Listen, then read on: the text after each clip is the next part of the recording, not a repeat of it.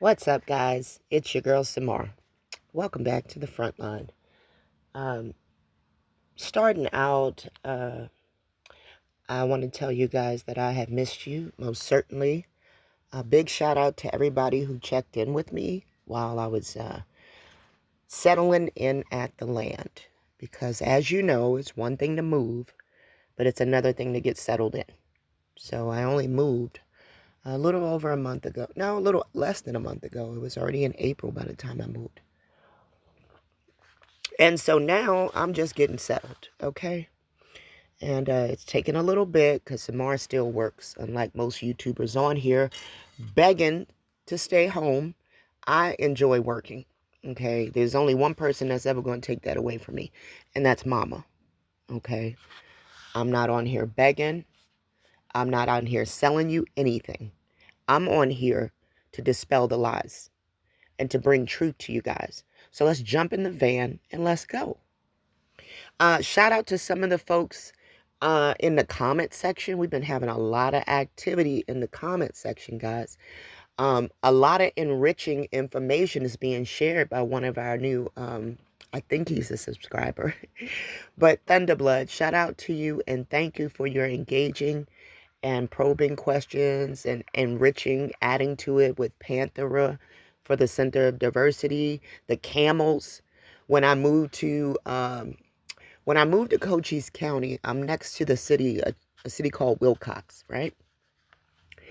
And the first time I went to Wilcox, there was this big train, right, that they have stationed in front of this restaurant out there. It's retired.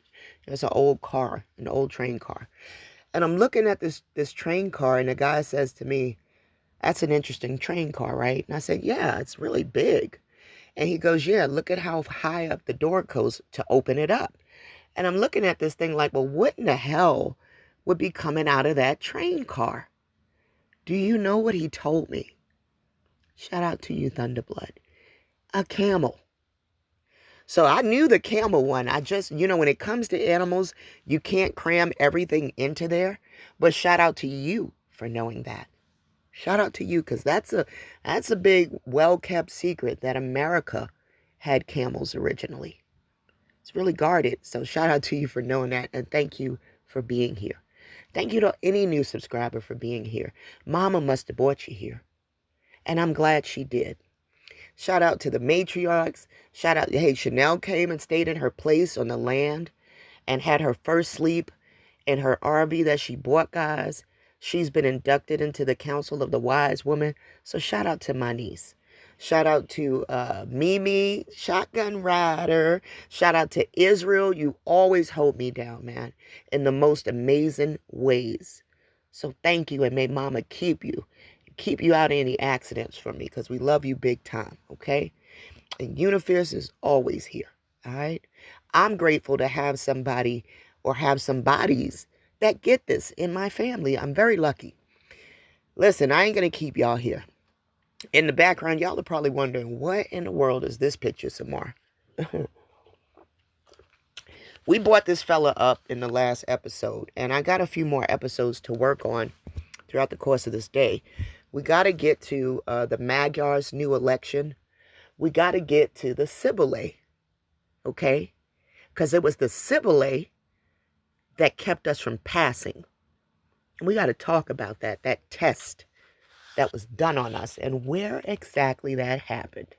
Y'all ain't gonna believe this, but I got some more info for you guys. All of my folks that like We the People and This Is the Place.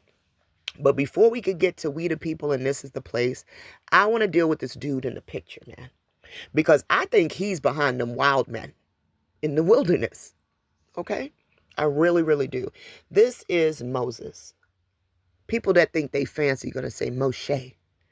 Anyway, this raggedy dude right here is behind a lot of the crazy stuff that was going on. Thou shalt not kill. What he said, go out and kill. Bring back everything, okay?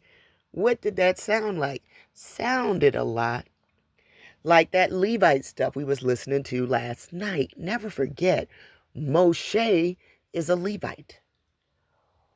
And not just any Levite, he's an inbred Levite, okay? The product of an aunt sleeping with her nephew.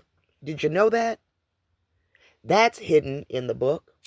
You got to read it. Samar reads. All right. Y'all know what I like to say. We can read around here. Okay. And it's our ability to read that has pointed out some stuff with this dude. Okay. That came up in the last episode with the wild men. So I wanted to go back real briefly. This ain't going to be a long one when it comes to Moses. I want to point out some conflicting things with Moses. That should actually, plus, he never got in the promised land. So to me, he's nobody. Okay, he's important to the story, but I don't idolize this man. Okay, and he's only important to the story to show you guys where you went left. Watch this. I got a picture of Moses talking to somebody behind a curtain. Okay, it looked like the Wizard of Oz. He's talking to somebody behind the curtain and then coming back and telling me what the person behind the curtain said. Only problem is the stuff he's coming back and telling me conflicts, all right, with what I've already heard. He's going back to speak to somebody behind the curtain and bringing me back something that conflicts with what I already heard. Is that not a problem to you guys? Let's talk about what that exactly is, because I want to point out some issues here. All right. When something is first mentioned in the Bible, they call that something. Like it sets the rules going forward for anything involved. And I couldn't remember what they call that. But it's the principle of the first mention. Okay? So the term you're looking for is the law of first mention. Okay? This is a guideline used in biblical interpretation. Now, y'all want to know why Samar don't be in the book much lately. I'm going to tell you why. Because Samar realizes most of the book was written by Judah when they came out of Babylonian captivity. Notice it's captivity and not conquering. Okay? They assimilated into Babylon. They married in. They had no problem doing this. Okay? And I think Babylon is Giselle, but that's a long story. So listen. The guideline used in biblical interpretation, which suggests that the first time a word, concept, or doctrine appears in the Bible, it establishes a foundational meaning or pattern that remains consistent throughout the rest of the scripture. The Sumerians, okay? Ephraim is from Samaria. They only had the first 5 books. Okay? This is why I watch Naomi. She calls it a little book sealed. Right? Seal it to the end of the times, Daniel, until those for whom it's meant for are able to read it. Right? Sound like us. Listen, they added these books. And Samara's proven this. So for anybody new, you can go back and watch the old episodes. I'm not going to keep beating this over the head. If you're here, you need to get caught up. I charge you. All right? You're in control of that. Go on over there into the crates and dig through the crates.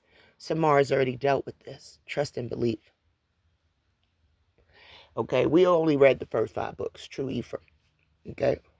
And we don't even know what those first 5 books were because they've slapped this book together now.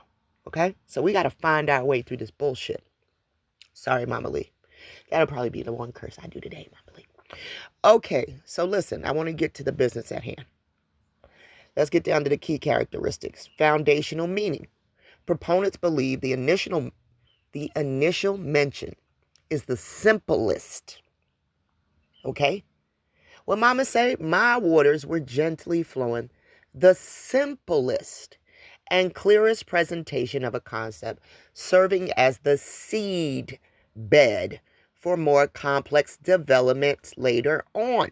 This is your seed bed. Okay? The seed grows the concept. Okay? Let's keep going. Pattern setting. It is thought to set an unchangeable pattern or keystone. Okay? The foundation. Keystone is the first stone laid. Okay? First stone laid. Pay attention, Ephraim. All right? The keystone helps explain every subsequent mention of that subject. Not the man behind the curtain. Okay? Not the one going to the person behind the curtain. Okay? Because the person that was going to the person behind the curtain was coming with some different stuff. Okay?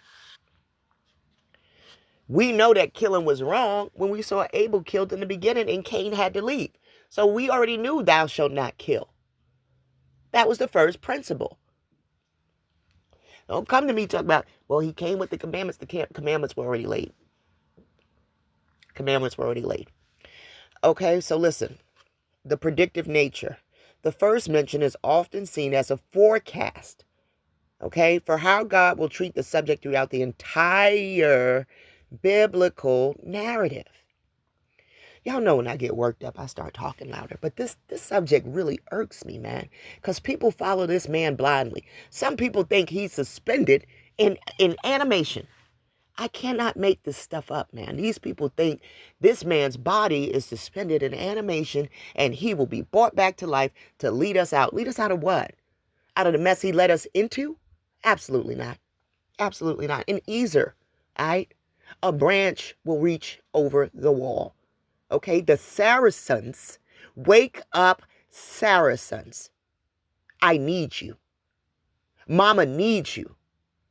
The Saracens, the bow, Joseph's bow, right, will be fruitful, but it will lift up the branch, okay? The bow is the sons, the branch is the daughter. The branch is your new government. Listen to me, guys. The old government is falling. I don't even like the word government, but it's the only thing we know how to associate to the term in which I'm seeking. All right, this sovereignty is going to come from a branch. You best believe it. They hid it from you and they gave you a son. They flipped everything upside down. They made the rulership demands. All right, and they got you subservient to Allah. Watch what I'm telling you. Let's keep going. Because we know the Most High God, Abraham, is lifting up his hands and giving a tithe. Well, we see Stephen giving a tithe later on too. This is all the same stuff. The Abrahamic religions come from Abraham. But guess who don't come from Abraham? Israel is from Sarah, the mother's seed. It was her seed. You didn't carry no seed, Abraham, and you can't. Let's keep going. But this is the lie the world is going to have to wake up to. Notable examples. Love. The first mention occurs in Genesis 22:2, where Abraham is told to sacrifice his son Isaac. This is interpreted as establishing love as an inherently sacrificial and tied to obedience. I tell you, people don't really know what love is. It's a made-up word. We don't know what love is.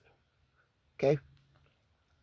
Blood first mentioned in Genesis 4:10. When Abel's blood cries out from the ground. This sets the precedence that blood represents life and carries a weight of accountability and atonement. We already knew that murder was wrong. First appears in Genesis 22, worship, right?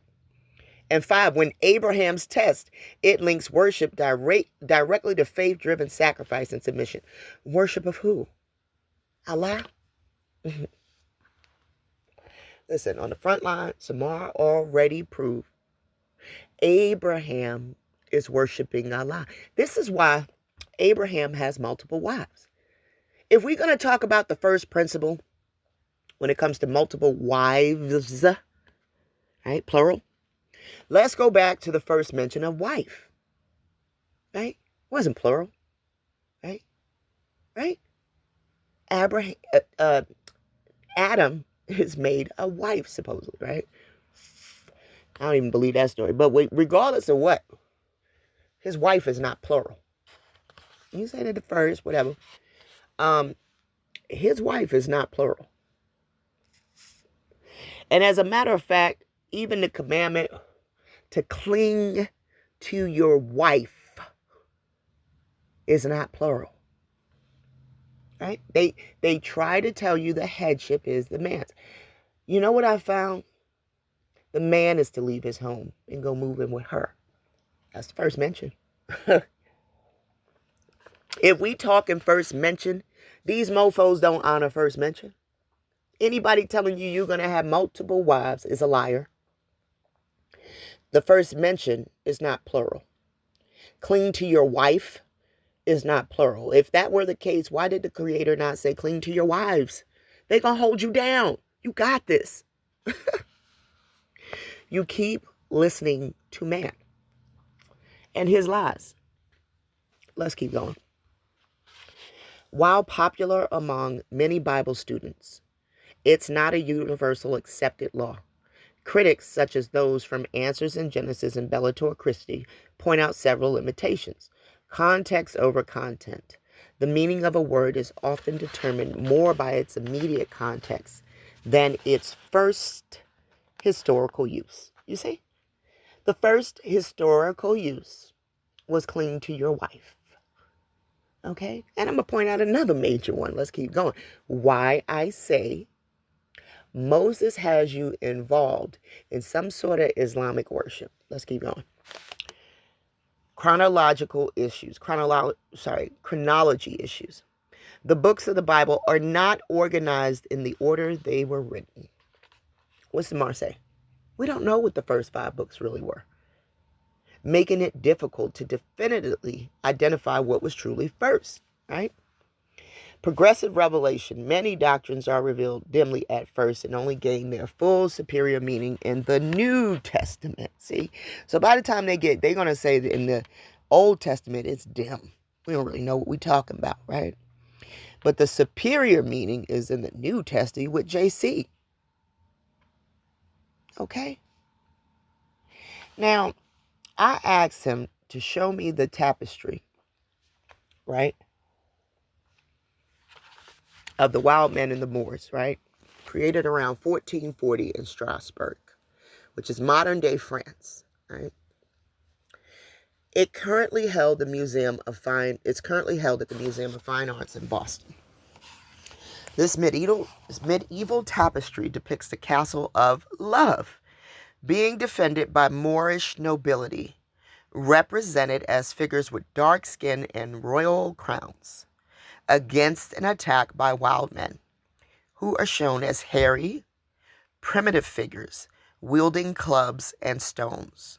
Historically, this scene is interpreted as an allegory of the struggle between civilized courtly life and the untamed nature or base instincts, the wild men. Now, remember in this tapestry, right, guys, I showed y'all last week how we know this has to be Moses, right, and Aaron. And why do we know that? Because this staff is budded. See? So we know who that's depicting.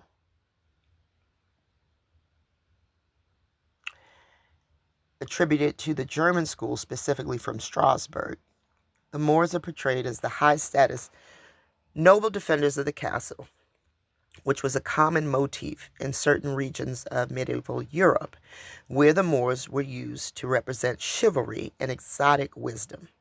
All right? They knew that wisdom was connected to some folks here.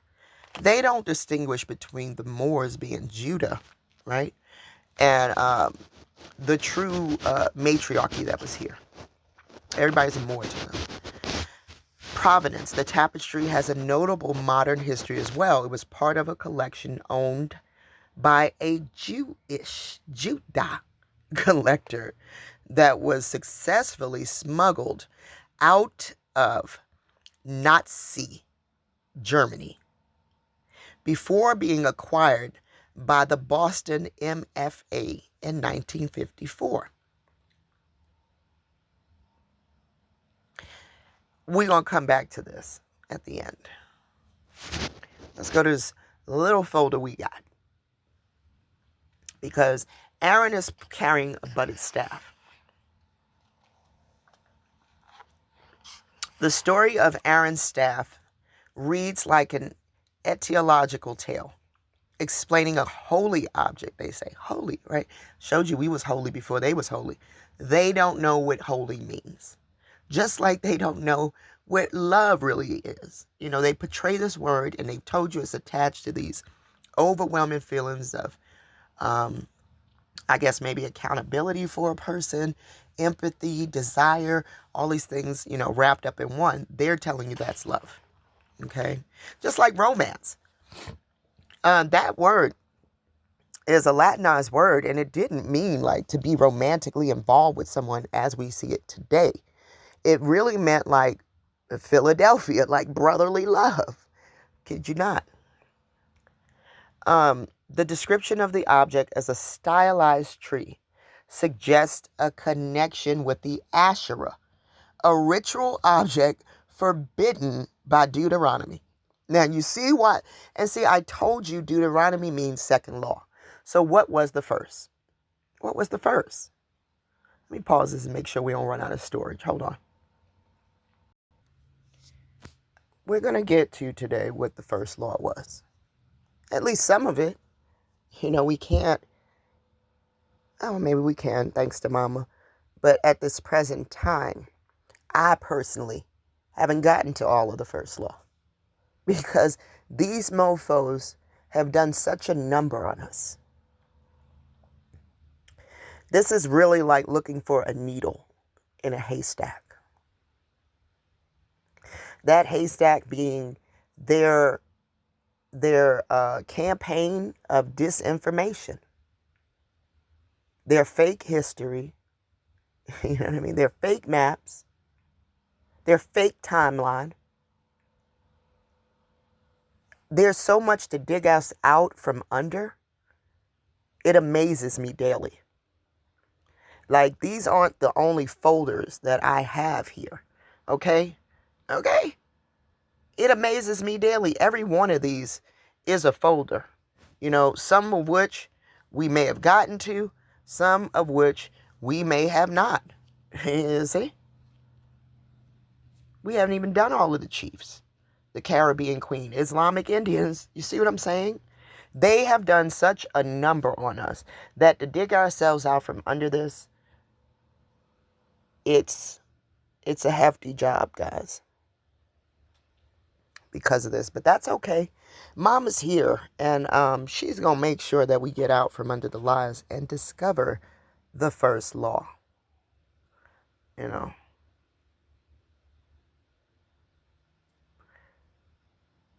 Let's keep going. Now, this is this tree-like image. It's like a budding staff, right? The flowering staff tests, following a number of challenges against the authority of Moses and Aaron, right? People started saying, how the hell do we know you're really talking to God, right? He says they ran him off when God showed up and said, hey, we didn't want nothing to do with it. You know, maybe they did. And maybe at some point, they do begin to say, well, dang, we shouldn't have done that. How do we know this man is really talking to God for us or not, right? Oh, my gosh. Hold on. Let's go back to the folder. This, I'm supposing, is Yahweh, right? Yeah, Yahweh. They're running around with Yahwehism. Tells Moses to gather the staff of the leader of each of the 12 tribes. Right, which they have delegated these 12 tribe leaders as to be men, as well as or including that of Aaron, and to place them in the tent of meeting. The staff of the man whom I choose shall sprout, and I will rid myself of the incessant muttering of the Israelites against you. Now pause. When did the Creator ever really need to go? When did the Creator ever need to go and do something in a tent of a meeting?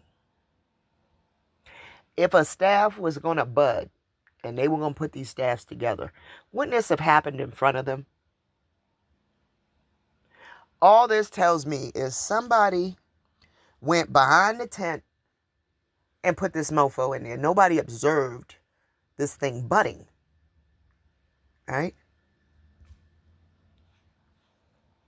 So that would make, but I guess these people weren't that bright. Moses explains the test to the people and puts the staff in the tent of meeting overnight. The next day, Moses entered the tent of the testimony, and there the staff of Aaron, his own brother, right? Because there's no conflict of interest here. And there the staff of Aaron of the house of Levi, the tricksters, right? The house of Levi, Luis, right? Who had the sanctuary cities with murderers, right? I think Assassin's Creed. Like, I don't know if anybody's seen that movie, but this makes me think of that movie, Assassin's Creed, right? And I really got Spain as the Assyrians, and I really got Britain as the Babylonians, right? The house of Levi had sprouted it, right? There's no conflict of interest. Aaron is of the house of Levi, and his own brother went in there. So you do what you want with that.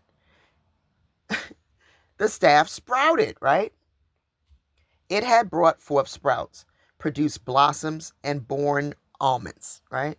Now, the almond branch, right? The almond is the first to awaken for spring. So this is why the significance of the almond, right? Moses shows the people what happened with the staff, after which Yahweh commands him. This is like some Wizard of Oz shit. He went behind the curtain and came back out with a blossom staff, and nobody said to themselves, my man, you put that there. Somebody came in overnight and you put that there. Nobody thought this, but okay.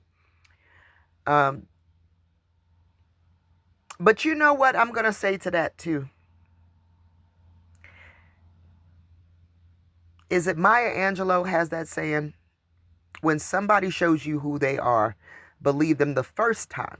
You see? So people probably made excuses for this BS because they wanted a leader. You know what I mean? They were getting benefits out of this. Don't get it wrong. Don't ever get it twisted. Right? They hijacking towns. They're stealing, right? Taking livestock. Everything that they're not supposed to be doing, according to their 10 commandments, they running around doing. Okay? Hijacking, stealing, taking multiple wives. You understand what I'm saying? Just doing whatever they want. Kicking people out of the community. The movie was Ben-Hur. When that guy came back home looking for his family, they were in a cave outside of the camp. Now, for those type of people get together, they're going to recreate. And just like when you trying to create a new line of roses, right? So you want a pink rose. You're going to take red and white and breed them close together so that they're pollinators or help crossbreed them for you, right? So if you take these spotted people, right, with the white spots and the blonde hairs, right, they're kicked out of the community. They keep recreating. What do you wind up getting? Probably a fully white person with blonde hair. I'm just saying. Those people are kicked out of the camp, according to these people's laws. He's putting forth laws all over the place. Okay? But remember, when you with the Levites and you murdering, you're going to eat the best, right? You're going to look the best. You're going to have the finest clothes. The Levites got it going on. Put Aaron's staff, we're right here, back in front of the testimony to be kept as a sign to defiant people. Aaron's staff produced buds, blossoms, and almonds. They should have looked around in the forest to find out where he chopped this tree down from.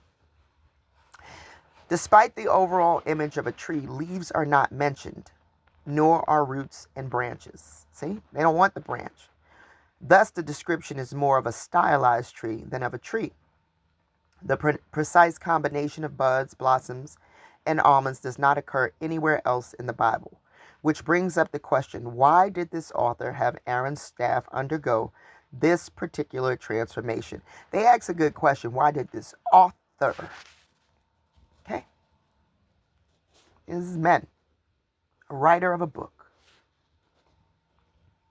an etiological narrative, as observed by a number of scholars, the culmination of the narrative in the permanent placement of the staff in the sanctuary indicates that the narrative is etiological. It provides an origin story for an object that was familiar to its original audience, presumably an object that resembles a flowering staff and was located in the sanctuary. I believe that from the archaeology and other biblical texts, we can identify the object in question as another familiar stylized tree, the Asherah, a stylized tree. An Asherah is a class of cultic objects mentioned some 40 times in the Tanakh. In a few instances, the word Asherah seems to refer to a deity. And now the Tanakh, guys, is the extended version of the Torah that we have, right? That's not the first 5 books. In a few instances, the Asherah seems to refer to a deity, causing many scholars to posit a connection between the Asherah and the Ugaritic goddess Atitheret. Whether this is correct or not, in the vast majority of cases, the biblical text is referring to a physical object and not a goddess. The biblical Asherah is usually identified by scholars as a wooden, staff-like, stylized tree. Hold on a second, guys. In fact, John Day suggests that the Rahadai, the staves dedicated by the Phoenicians and Egyptians to their gods, according to the testimony of Philo of Byblos. You see that, right?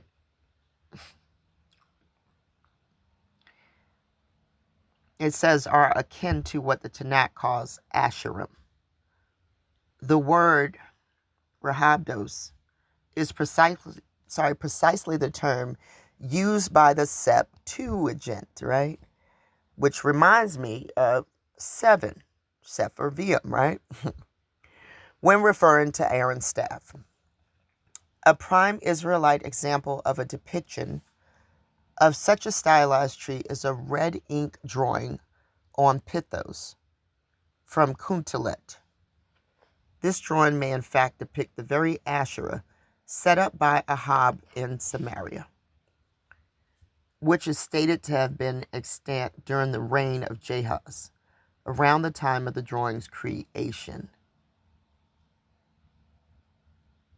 Here goes the sketch of it, right? Here's the red ink drawing. It's difficult to imagine a more precise pictorial representation of the object described verbally in the Torah's account than this drawing. No, because they got a drawing of it on the tapestry. So it's not difficult. We've seen it. We just didn't put 2 and 2 together. The central element of the drawing plainly resembles a staff. It's adorned with 6 buds, alternating with 8 blossoms, and at the top are 2 elements shaped like almonds in the shell and speckled with dots that match the pock marks typical of the shell. See right here. The Asherah in Jerusalem. Generic Asherim are portrayed as having been placed ubiquitously at local cultic sites, whether Canaanite, Israelite, or Judahite. See, I'm glad that this article makes the distinction between these 2 different kingdoms. So when somebody comes and tell you, I'm from the tribe of Judah, they ain't no Israelite. Okay? Tribe of Judah enslaved Israel. Tribe of Judah is a Canaanite. They marry. Judah, the progenitor, marries a Canaanite. The daughter, Shua's daughter. I believe that's the one. Anyway, let's keep going. I already covered that. Go ahead and watch my video, the Prester John Khan. I already covered this stuff, man. Shout out to Israel. Those jerseys were very diabolical, weren't they? All right, let's get down to this next passage. The Book of Kings attests that there was a particular prominent Asherah in the Jerusalem temple. See, are there any Israelites in Jerusalem? So no, right? We already covered this too. Go back and watch. There are no Israelites in Jerusalem. Okay? Jerusalem has a temple, and in it is an Asherah. The author of Kings sees this fact as something negative and blames it on the sinful king Manasseh, who made an Asherah. Manasseh, right? Not brother Manasseh. Please, no. Yes, it is. He's down there with the tribe of Judah. He placed the sculptured image of Asherah that he had made in the house, concerning which Yahweh had said to David and to his son Solomon. What I tell you? What I tell you? Who Solomon built the temple for? Damn sure wasn't our creator. Solomon used pure gold to build his house, and then used gold-plated stuff to put in the temple, and then put cherubim, which is an idol, into the temple. And all along, you thought Solomon was on our team, right? Solomon is crowned in Gihon, which means gusher. All Solomon did was took over control of that oil, right? Texas Longhorns. What is Texas littered with, if not oil rigs? Huh? Solomon was the first to enslave Israel. It's all in the book. We can read over here.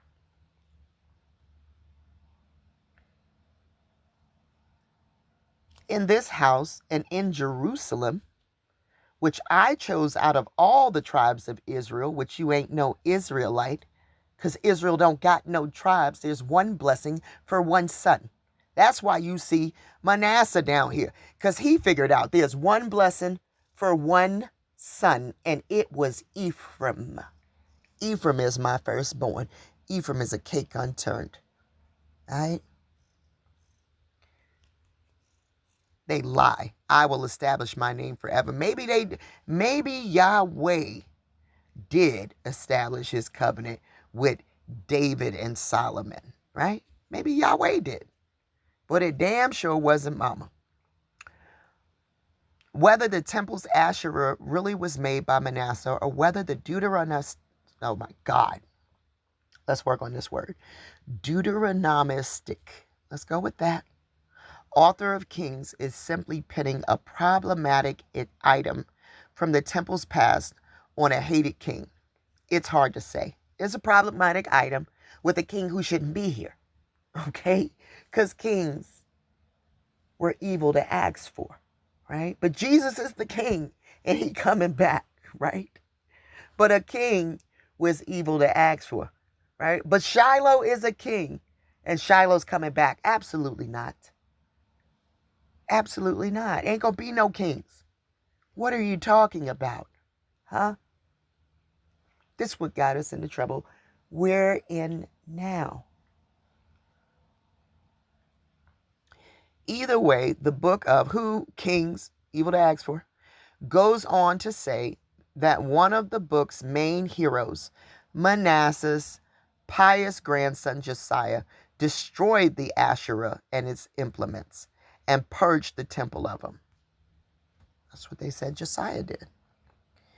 Let's go see. He brought out the Asherah from the house of Yahweh to the Kidron Valley outside Jerusalem and burnt it in the Kidron Valley. He beat it to dust and scattered its dust over the burial ground of the common people. He tore down the cubicles of the male prostitutes in the house of Yahweh and at the place where the women wove coverings for Asherah. If the Asherah in Jerusalem temple corresponds to the Kuntelet, the author of the account of Aaron's staff provides an excellent etiological backstory for the object. as the Jerusalem temple was the home of the Aaron's priesthood. See? Deuteronomic polemic against Asherah. Why would the Torah have an etiological tale explaining an Asherah in the temple as a symbol as the Aaronite pride? Why would it? Why would this thing be in the book? Are not Asherah sinful objects hated by the Creator? The answer is it depends on the source. Deuteronomy prohibits the use of Asherah along with the standing stones.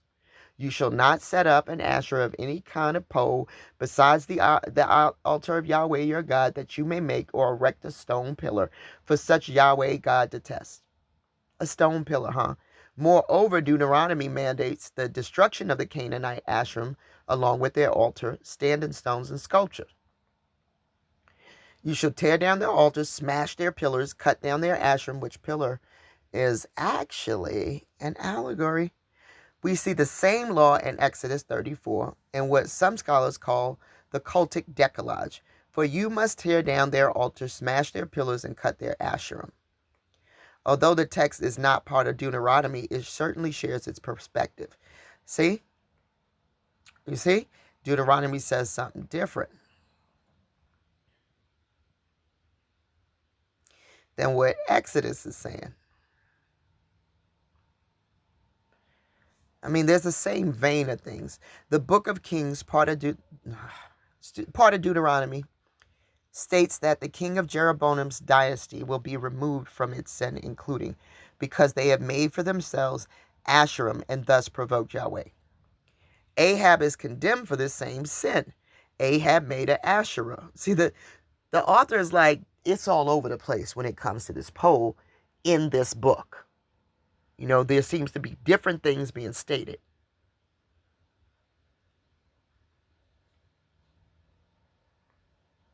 Ahab is condemned. Ahab made an Asherah, a practice the book repeatedly condemns, along with high places. See, I'm going to go to the high place up there with the Most High, huh? And standing stones.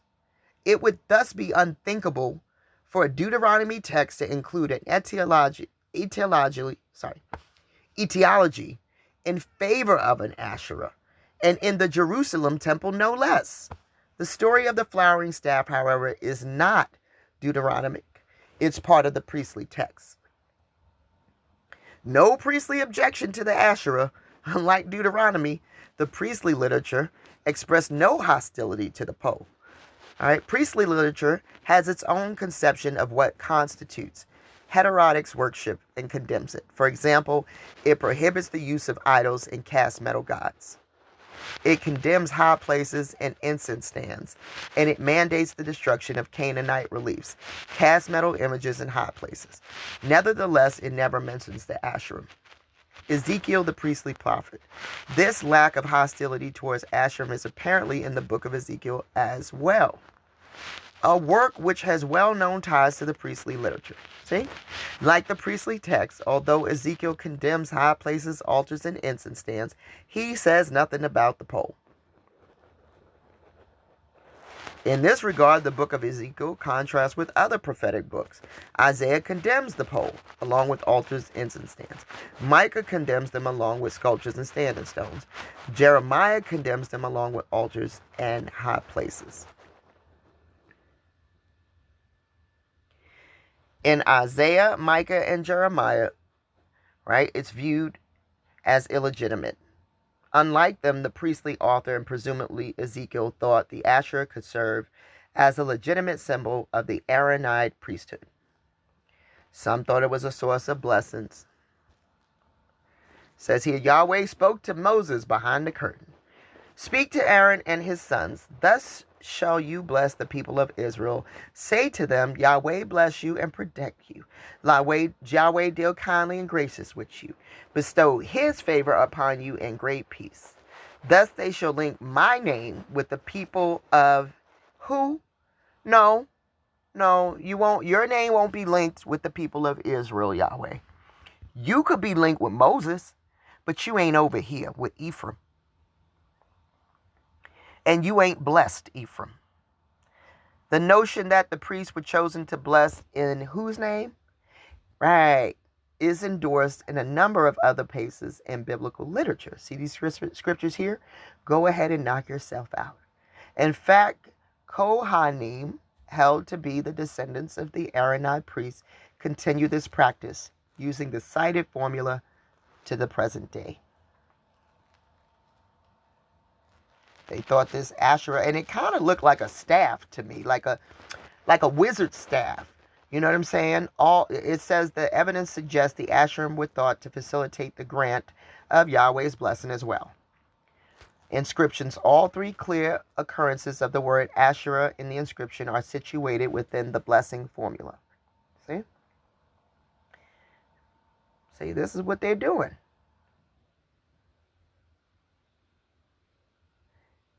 One of the essential meanings of the root overlaps to a great degree with that of bless. This seems to be the meaning of the name given to the eponymous ancestor of the tribe, Asher, by his mother. See? This is linked to the Asherah, and it's linked to Leah. Leah declares, "What fortune for women will deem me fortunate." So she named him Asherah. See, Leah is all in this. Leah is the wild ox. To this day, they're representing this in the cowboys versus the Indians, right? Saracens. Okay? That's why you give your baby cow milk to this day. It's a shout out to Leah. They have made a kingdom in which they're honoring Leah. You didn't even realize it. Remember I showed you Leah in the Holy Grail in the Marvel episodes, right? In fact, the blessing of Moses, in an apparent play on the tribe's name, reads, "Blessed among children is Asher. He dipped his foot in gold. May people bless themselves by him. May all nations call him blessed." A subtle but perhaps stronger connection between these terms can be seen in the parallel between Jeremiah, which reads, "Blessed is the man." Psalms 1:1, which reads, in both cases, this declaration is followed by extended simile of a flourishing tree, implied that both poets were using a stock image. What? Blessing is like a tree. Anyway, I don't know where they're going with this. Let me make sure that I don't need anything else in this article. No, we don't. Look at this schmuck.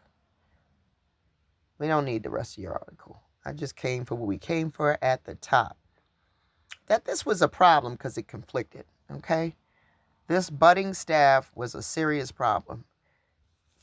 Let me see. Where is our folder? Here we go. We're almost out of here. See? This is definitely in the book. You go ahead and read Judah's pen. Well, this might have been Levi's pen at the time, but Judah made sure it got in there. And I personally think Moses went behind the curtain and did this mess. All right. And let me just say this for the record. I've already pointed out where this man made changes in the law. And I've never brought this to you guys before. But I'm going to bring you one to consider about when we talked about first law, right? We talked about, hold on. We talked about first law, right, guys? And I want to bring these terms to you guys. A lot of people mention these terms, right? Exegesis and eisegesis, right? Are two opposing approaches to interpreting the Bible.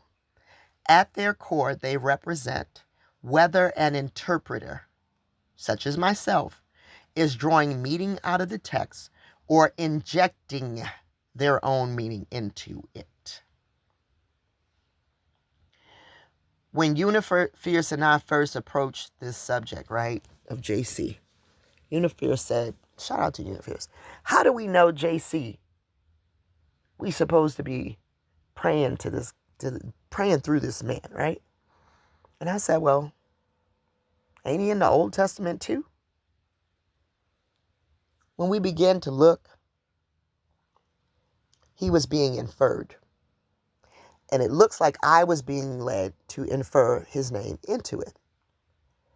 It's a daughter. But let's go. Exegesis, the goal. Exegesis comes from the Greek word, which literally means to lead out of it. It is the process of careful, objective analysis to discover the original author's intended meaning for their original audience. It involves studying the historical text, the original language, and surrounding verses. The interpreter allows the text to set the agenda, following the evidence to reach a conclusion. That's what we've done over here. Biblical support often linked, which commands believer to correctly handle the word of truth. That's Timothy, right? We don't mess with that. But, you can get something good out of this because the goal is to lead with what's already there. Exegesis, the danger.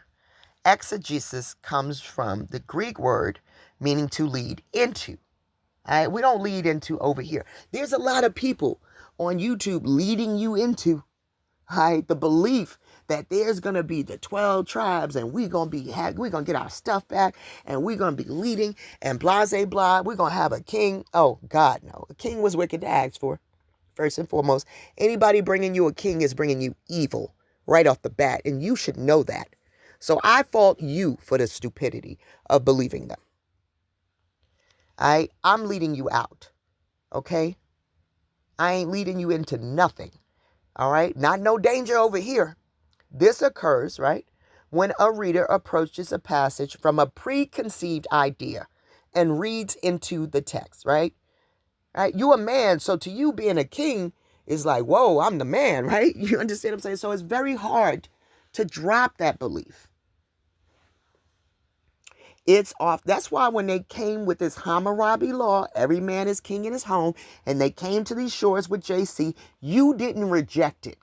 Your comely ass ran to the banks to get that book, okay, and subject the woman in your house to this lie. All right, you broke down the matriarchy because it tickled your ears. It's often subjective and non-analytical.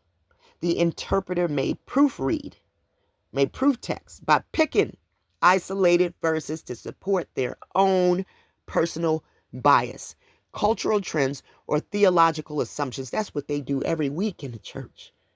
Every week.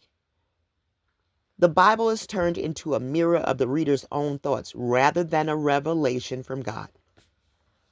Common examples include assuming the forbidden fruit in Eden was an apple, or that three kings visited baby JC, neither of which are explicitly stated in the text. Exegesis is to lead out. It's the exodus, right? All right. The objective is to discover the author's intent.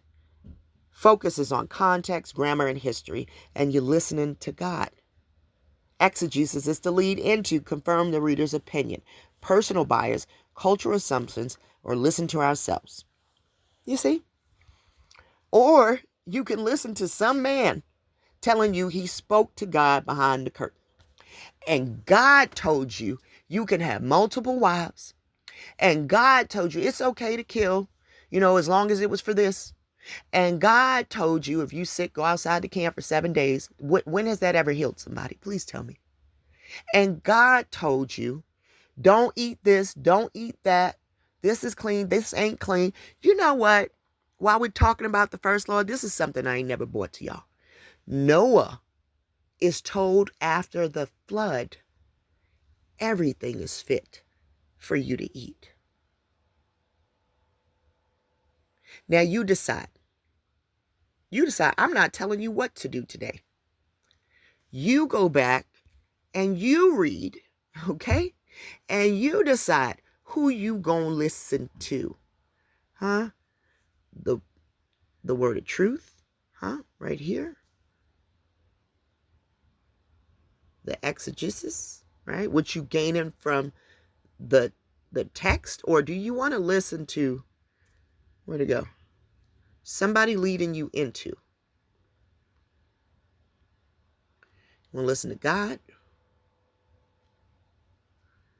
Or you want to listen to some man You ain't even listened to yourself with this one. This is what's so bad about this one. Some man going behind the curtain and telling you God said, go out and take over this town. You thinking they on sandals and camels and horseback. Meanwhile, they jumping into cars and they going to take over a town. Stop believing this was so long ago. That's where you're making a mistake. Much love to you guys, and thanks for tuning in. I just wanted to cover that butt and staff. All right, and some of these misconceptions that this man going behind the curtain has led people to. This man who wasn't even allowed in the promised land, who the evidence of him is all in South America. Okay, because in Chile, they have the worst earthquakes. And we know that this is from them drilling for the oil. Much love to you guys. See you next week.